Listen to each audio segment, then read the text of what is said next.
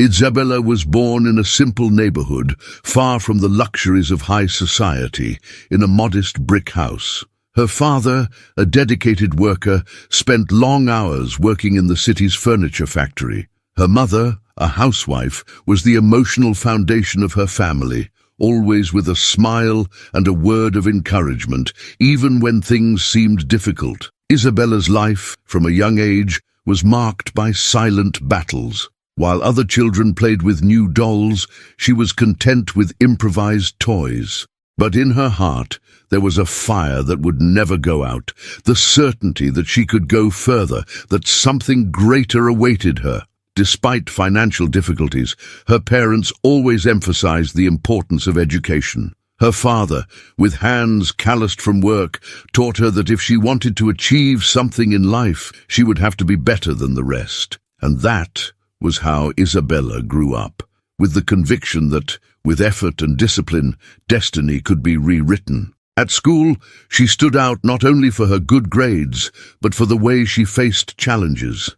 Isabella knew that the world outside was not kind to people like her, but she felt that, with time, she could change her reality. But as she approached adolescence, a shadow began to appear. The world outside her home seemed to have a code that Isabella did not yet understand. She saw the children at school, from wealthy families, talking about international travel, designer clothes, and events she would never have imagined attending. The differences were there, as visible as the sky above her head. Society seemed to have already mapped out a destiny for her, a destiny she did not accept. The opportunity that Isabella had been waiting for arrived unexpectedly. An invitation from a large company to a gala event held at a sophisticated hotel in the city center. It was a rare, almost surreal opportunity for someone like her, a chance to be among influential people, to see how the other side of the world lived. Her eyes lit up when she received the invitation, and although her heart beat faster with anticipation, she knew she couldn't let this opportunity slip away. On the day of the event, she spent hours getting ready, trying to adapt to her new surroundings. Her dress, although simple, was carefully chosen to make a good impression, and her hair, usually loose, was elegantly tied back. When she entered the hall, a space filled with sparkling chandeliers and people dressed in impeccable attire, she felt as if she had entered a parallel world. Every smile, every glance, every conversation seemed distant, as if Isabella were merely observing the lives of others without truly being a part of it. Soon she found herself surrounded by empty chatter about famous brands and exotic trips. The words sounded like a foreign language. She tried to keep up, smiling shyly, but soon realized that her accent, her clothes, and even her posture gave her away. She was there, but she didn't belong. The height of her humiliation came when Helena, a well-known socialite in the city, approached her with a smile of false friendliness. "Are you having fun, dear?"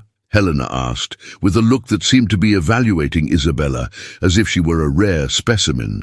Isabella, uncomfortable, responded with a forced smile. But when she noticed the way the others were observing her with a certain air of disdain, a wave of shame invaded her. The conversation soon turned into a harsh comment from Helena, who, without realizing the impact, made a cruel joke about Isabella being an outsider among the greats.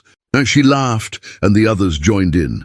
Isabella felt her cheeks burn with embarrassment. The cutting words stuck in her mind. "That's why you're here, isn't it? Just to get a taste of what it's like to live among us." She didn't know what to do. Shame paralyzed her. That night, which should have been a milestone in her life, turned into a nightmare. Isabella fled the event before it was over, Helena's words echoing in her head, and the weight of her origin, which seemed as heavy as the starry night sky, made her question her own existence. Who did she think she was? What made her believe she deserved to be among them? Isabella spent the next few days immersed in a whirlwind of thoughts. The humiliation of that night continued to echo in her mind like a painful blow. She found herself reflecting more and more on who she was and where she came from. Her eyes, once full of dreams and hope, were now clouded by doubt and shame. Those cruel and despicable words of Helena's repeated themselves over and over. "You are here just to get a taste of what it is like to live among us." At that moment, Isabella felt as if her world had collapsed. The feeling of being an imposter, of not belonging anywhere, took over her. She locked herself in her room, her eyes fixed on the ceiling, unable to deal with the emptiness she felt inside. The praise she had always received for her intelligence and dedication seemed meaningless now. She wondered why, despite all her efforts, she would never be seen as enough. That night at the event was not only a painful experience, but also a revelation. Isabella was no longer just a lower-class girl. Now, she felt that she was being seen and defined by her origins. The pain was so intense that for a moment she thought about giving up. She thought about stopping fighting, about trying to change her reality.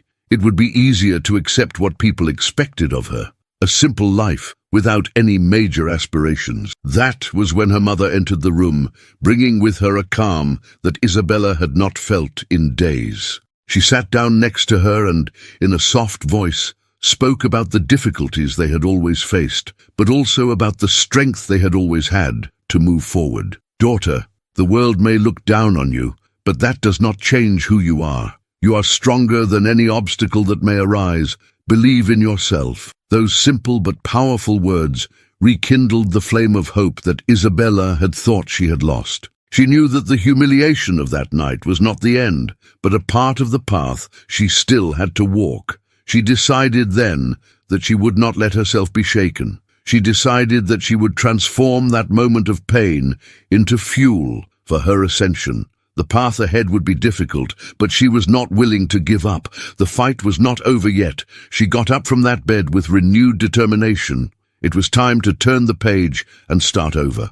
Over time, Isabella regained her confidence and resumed her routine. Despite the difficulties, she remained focused on her goal of studying and growing professionally. Working as an assistant in a small company, she still felt the pain of that humiliation, but she had learned to transform it into motivation. The following days were quieter, but in her heart there was a new fire burning, the desire to conquer a place among the greats, but now with her own strength, without having to bow to the contempt of others. It was at this moment of reinvention that she crossed paths with Alexandre, a millionaire businessman who happened to be at a business meeting with the company where Isabella worked. He was known in the city not only for his fortune, but for his calm and discreet way of living. His name was often on the pages of business magazines, but he never appeared at parties or social events. Alexandre, unlike others of his class, seemed disconnected from the world of ostentation. At first, Isabella didn't know he was the famous millionaire. Her first encounter with him happened in an unusual way, when she had to help him with a small detail in a meeting, since his secretary was absent that day. She was called to help him with the presentation of an important project. Upon entering the room, she quickly realized that the man in front of her was no ordinary person. His posture, the confidence with which he spoke, and the way he treated everyone around him were different. But he seemed like the kind of person who cared nothing but business. "You have a good eye for detail," he said, after she made some valuable suggestions during the meeting. Isabella, surprised by his assessment, responded shyly, not imagining that her words would be noticed by someone so influential. After the meeting, he sought her out to thank her for her help, commenting on her work. He was simple and direct, without the need for empty formalities, which immediately pleased Isabella. However, there was something in his manner that made her think he was not like the other millionaires she knew. He seemed genuine, focused on what really mattered. "You have a future," he said before he said goodbye. The words stuck in her mind, and she couldn't help but think about what he said. Maybe he was different from anything she had ever known, and maybe his future was brighter than she imagined. But Isabella was still afraid of being seen as an intruder once again. Although she wanted to ask more about him, to deepen that contact, something inside her held her back. The fear of humiliation and difference still haunted her. However, Alexandre, with his attentive gaze and his calmness, seemed to realize this without rushing. He had already planted the seed. After meeting Alexandre, Isabella became more thoughtful than usual. His words echoed in her mind, challenging her insecurities and fears. "You have a future." Those words were far from empty. It was as if he had seen something in her that she herself could not yet see. But at the same time, the fear of being just another ignored person in the great social web made her hesitate. Days passed and, unexpectedly, Alexandra looked for her again. This time, he invited her for coffee, something simple, but which seemed like something grand to Isabella. When she arrived at the agreed place, she noticed that he was already there, with a welcoming smile, which made her feel more at ease. He didn't seem to be in a hurry, and when Isabella sat down in front of him, it was as if time had stopped. In his presence, she felt that for the first time, someone saw her completely, without judgment. "I wanted to talk more about you, Isabella. How has your journey been?" Alexandra began, with genuine curiosity.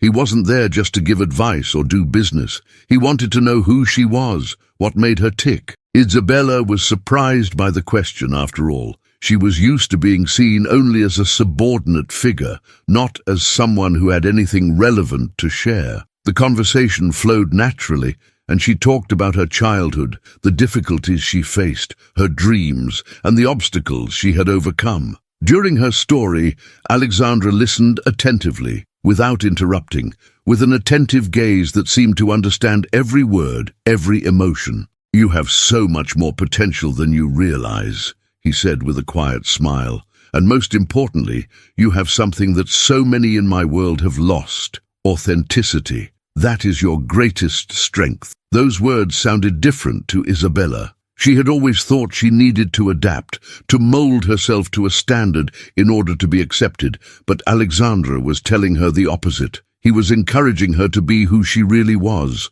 to seek her place without fear of not being accepted. He saw in her what she had never recognized, her genuine value. It was there, in that simple cafe, that Alexandra offered her a unique opportunity. He was starting a new project and needed someone who was able to think outside the box, someone with a more honest and direct vision. "Would you like to be a part of this, Isabella? I see in you the kind of person who can really make a difference." The proposal was tempting, but also scary. Working alongside Alexandra meant entering a world she didn't yet fully understand. Isabella knew it was a unique opportunity, but the fear of failure paralyzed her. She questioned whether she was ready for this new step, to live up to expectations, but deep down she knew she couldn't let this opportunity slip away. This was the moment to overcome her fears and leave the ghosts of the past behind. She took a deep breath, looking into Alexandra's eyes. "Yes," she replied with conviction, "I accept." And with that decision, she knew her life was about to change forever. The beginning of Isabella's journey in the new project was a mix of excitement and insecurity. When she accepted Alexandra's offer, she didn't know exactly what to expect. Until then, her life had been marked by challenges that involved hard work, humility, and a constant struggle for recognition. However, Alexandra's proposal was different from anything she had ever experienced. She was entering a world of high-level companies, important decisions and responsibilities that she had never imagined for herself. In the early days, Isabella felt like an outsider in a place that didn't seem to be made for her. The meetings were full of technical terms, discussions about investments and profit projections. She, who had always stood out for her ability to learn quickly, now found herself immersed in a sea of information that seemed so far from the reality she was used to. It was hard not to feel small next to experienced executives and business people who seemed to have the world at their feet. But Alexandra treated her with respect and trust. He was there, by her side, supporting her ideas and encouraging her to put her vision into practice. "Trust your instincts," he would say.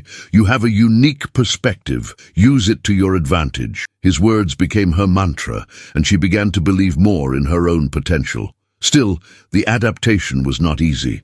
Isabella constantly questioned whether she was up to expectations. She had to work tirelessly to learn the market jargon, understand how each process worked, and above all, deal with the pressure. Everyone around her seemed so calm and confident. while she found herself constantly anxious, afraid of failing. There was an important meeting where Isabella had the chance to present a proposal for the first time. She knew that this moment could be decisive for her future within the project. Sitting in front of a table full of attentive faces, she began to speak. At first, her voice trembled a little, but soon she began to speak more freely. The ideas began to flow more naturally, and as she spoke, she realized that everyone was really listening. When she finished, there was a brief silence in the room. She didn't know if this was good or bad, but she felt the tension in the air. Alexandra was the first to break the silence.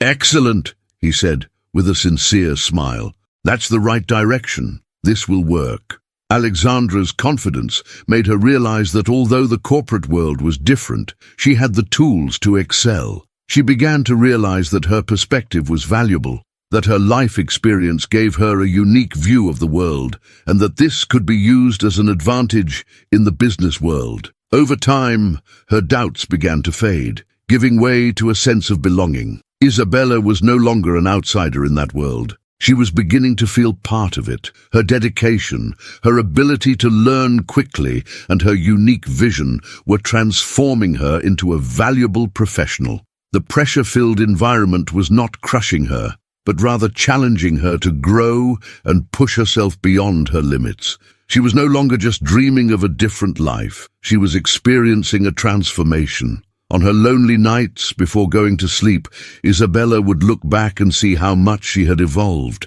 But the journey was still just beginning. With each achievement, she felt more prepared for the next battles. She no longer feared failure. The fear of not being enough, so present in the past, was being replaced by a new inner strength. She now knew that she belonged there, at the top. Time passed, and as Isabella adapted to the new world and grew within the project, she found herself increasingly distant from her past. The corporate environment, with its responsibilities and challenges, occupied her mind and her time. She began to earn the respect of her colleagues, and, unexpectedly, her confidence grew. However, a part of her past still remained alive in her memory, latent, waiting for the right moment to be confronted. It was during a gala event organized by Alexandra, where important businessmen and investors gathered to discuss new partnerships, that Isabella's past resurfaced in a shocking way. She was in the lobby of the venue, observing the guests and trying to get used to the atmosphere of luxury and ostentation, when suddenly someone called her name. When she turned around, she came face to face with Larissa, an old childhood friend who, along with Isabella, had grown up in the outskirts of the city, but who was now accompanied by a well-dressed man with the kind of elegance that only money could provide. "Isabella?" Larissa said, surprised, as if she had seen a ghost. "I never imagined you would be here at this kind of event." Larissa's gaze was full of disbelief and a certain amount of disdain, as if Isabella was not really worthy of that place. Her former friend, who now held the status of wife of a renowned businessman, seemed to enjoy the discomfort she caused Isabella. "I knew you were working for Alexandra, but I never imagined you'd get this far," Larissa continued with a cynical smile. "You know, it seems like you've managed to fit into the right place, right?" Those words hit Isabella like an arrow. She remembered how Larissa had always been an important figure in her life as a child, but also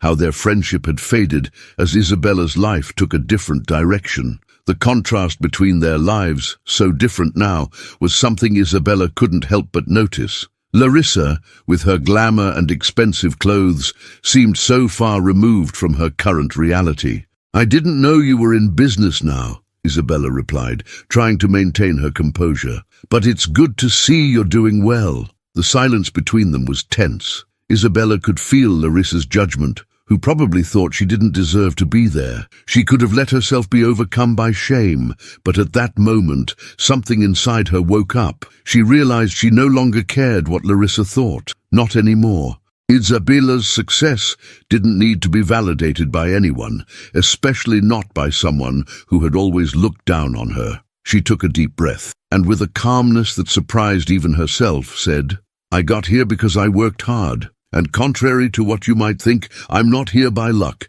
I'm here because I proved myself, and I'm going to keep proving myself. Larissa watched her in silence for a few seconds, before giving a forced smile and walking away, probably in search of other people who shared her limited view of who deserved to be in those social spheres. Isabella, in turn, felt a sense of liberation. The past, which had always haunted her and caused her shame, had lost its power over her. She no longer needed Larissa's approval or anyone else's. She was exactly where she was supposed to be. And for the first time, Isabella realized that she had overcome the woman who had once doubted herself. She was now faced with a new version of herself, stronger, more confident, and completely immune to the judgments of others. As she returned to the hall with a calmer mind, Isabella finally felt at peace. The journey of overcoming was still far from over, but she knew that the worst was over. Confronting the past had been necessary, and now all she had to do was move forward without looking back. After confronting her past, Isabella felt stronger than ever. She was now prepared to face any challenge, and destiny, in fact, seemed to be testing her strength. Alexandre, always attentive to his team's capabilities, called a crucial meeting. It was the make-or-break moment, and Isabella knew that this would be the ultimate test of her position within the project. The event was about to change the trajectory of everyone involved. A major partnership with a multinational company was at stake, and Alexandra trusted Isabella to lead the negotiations. She knew that the weight of responsibility was immense. The contract involved millions of dollars, and if everything went well, she could guarantee the stability of the project for years. But the risk of failure was also enormous. The day before the meeting, Isabella locked herself in her office, studying every detail of the contract and the profiles of the multinational executives she would be negotiating with. She knew she could not afford to make mistakes. Tension accompanied her on every page she read, in every strategy she formulated. The pressure was crushing her, but she refused to give in. The next morning, when she walked into the conference room, the atmosphere was charged with an almost palpable energy. The table was filled with businessmen and women, all with stern looks and relentless analysis. Isabella, though anxious, was determined. She knew she would be watched, that her every word would be judged, and her every move analyzed. Alexandre stood by her side, offering silent support, but the real responsibility was hers. The meeting began with a series of formal introductions. Isabella, her heart pounding, watched intently. When it was her turn, she stood up, took a deep breath, and began her presentation. At first, her voice shook, but she soon remembered what Alexandra had always told her. Be who you are, without being afraid to share your vision. Confidence began to emerge, and with it, a firmer posture. Her words flowed clearly, and she began to feel that she was in control of the situation. During the presentation, there was a pause. One of the multinational executives, a tall, serious-looking man, interrupted her with an incisive question about one of the most delicate points of the contract. The tension increased. Isabella felt the weight of the question, and for a moment, her brain short-circuited. But then, something inside her clicked. She remembered everything she had learned, the vision she had brought to the table, and the courage she had finally developed to deal with situations like this. With all due respect, she began, keeping her cool, the proposal we have presented is not only viable, but also represents a unique opportunity for both parties. I believe our approach not only aligns with your goals, but also opens doors to a future of mutual growth. I can explain to you the details that may not be clear. And with that, she explained her proposal again, this time with more conviction and control. The executive's eyes were now fixed on her. They were impressed. Alexandre, who had been watching the scene attentively, felt immense pride. He knew that this was a decisive moment. The silence in the room was filled with expectation, but Isabella was, in fact, beginning to show that she was up to the responsibility that had been given to her. When the meeting ended, the feeling in the air was palpable. Everyone seemed impressed by the confidence and clarity with which Isabella had conducted the negotiation. As she left the room, Alexandra approached her with a smile on his face. "You were amazing," he said, his voice full of admiration. "You did it." Despite the gratitude she felt for Alexandra's words, Isabella knew that the trial by fire had not been completely overcome. There was still much to be done, but the simple fact of having taken that important step gave her the certainty that she could face anything that came her way. She had overcome her insecurity, her fear, and the judgment of those who thought she did not belong in that world. Now she was ready to lead.